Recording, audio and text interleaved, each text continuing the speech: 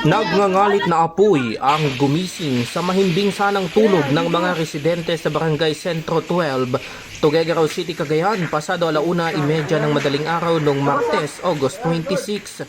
Ito'y matapos masunog ang dalawang palapag na bahay ng isang pamilya.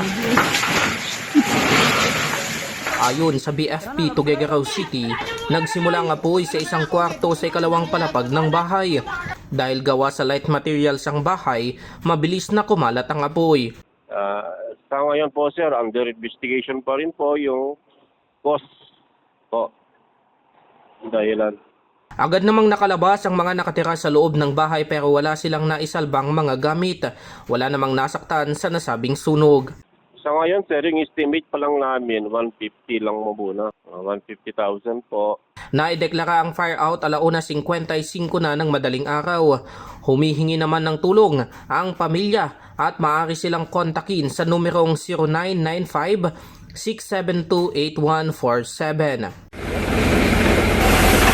Samantala sa lalawigan naman ng Aurora, nasunog din ang isang bahay sa Barangay Buhangin sa bayan ng Baler 3:00 ng madaling araw noong Martes, August 26. Ayon sa BFP Baler, walang tao sa loob ng bahay nang maganap ang sunog at hindi rin ito kaagad napansin dahilan kaya't hindi ito agad na i-report.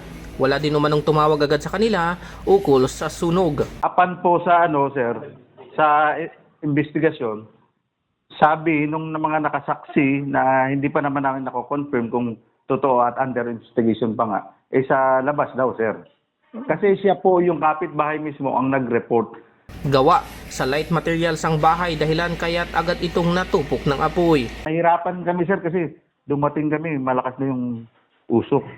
Kaya nakagamit din kami ng 5 ACBA sir. Inaalam pa kung magkano ang halaga ng iniwang pinsala ng sunog. 4:30 na ng umaga bago tuluyang naideklara ang fire out. Cesar Galasi, RNG News.